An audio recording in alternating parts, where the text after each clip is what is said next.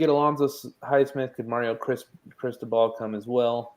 I don't know. It'll be interesting to see how it plays out. Oregon with Oklahoma losing, if they ran the table, they were going to get a playoff spot. So them losing today increases Oregon's chances of getting a playoff spot. They have all that Nike money. If they make the playoffs, Mario wins a third straight Pac-12 championship.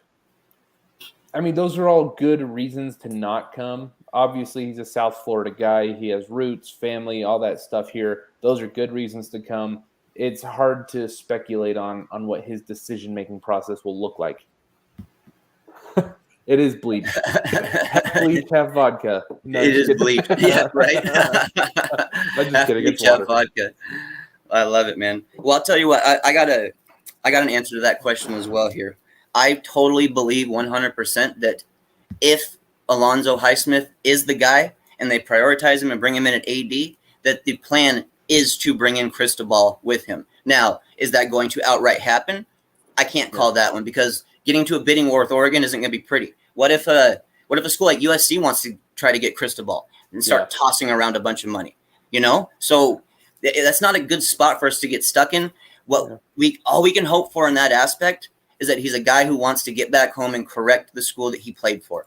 That would be the way to get him in. And it's tough to do, man. It's tough to ask a coach to almost go backwards, Yeah, and I did a Twitter space last night and kind of talked about some of this stuff. Is like we are running out of football reasons to get high-level candidates here, which is really sad if you think about it. It's getting to the point that if you're Luke Fickell, Cincinnati just secured a Big 12 spot. Yep. So, how reasonable is it to think that Luke Fickell could turn us down to stay at Cincinnati? And that's kind of where we're at, man. And it's because we've been so complacent with mediocrity, right? We're 2-4, and we rip off a 3-game win streak, and people are like, "Oh, wait, like this is good enough now." It's like, no, it wasn't good enough because that's what it felt like. That's what it felt like. Yeah, we returned 19 starters. You can't start 2-4. Yeah. Marquise Whitty, I just want to thank him real quick for the donation. He says, "Can't believe he punt. Low balance. Fire Manny." Boom. Boom. Nailed it, Marquise. Yeah. So, Jordan. Yeah. You lose this game. The Miami Hurricanes lose this game. Yeah. Are we both feeling Diaz will get fired before this season, or do you have a different feeling on that still? That's a tough question because just to belabor, I feel like I'm belaboring so many points that we've made in previous episodes. But, how much do you trust the administration to make the right move? It's very apparent what the right move is right now. I think we all know, looking at the chat, everyone knows.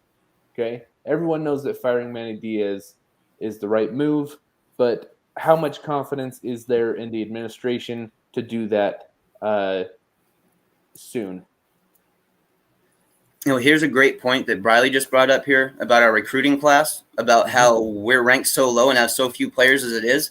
Losing this game to FSU sure as hell didn't help, guys. I'll tell you that. Yeah. You guys know I speak with a lot of recruits very often. Yep. FSU 2022 and 2023 recruits, they simply have more buzz than Miami does.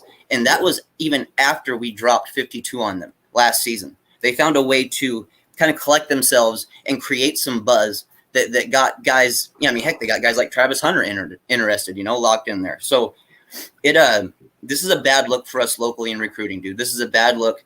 And I don't know if it's going to be combined with the fact that our guys can't recruit good locally or they're not wanting to recruit locally. You know what I'm saying? Like, I don't know what it is.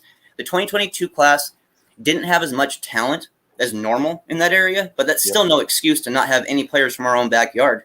Right on our team. And I'll tell you what, take a look at some of these offers we've made recently. I feel like we're starting to worry a little bit. We're starting to make some offers I did not expect us to make. Yeah.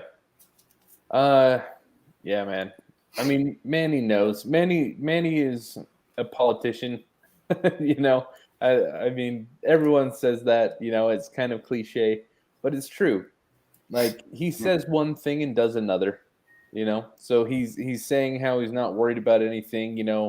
He's leaving those spots open for the transfer portal, and then he's making offers that, as you say, you didn't expect. Well, Hey, he's panicking too.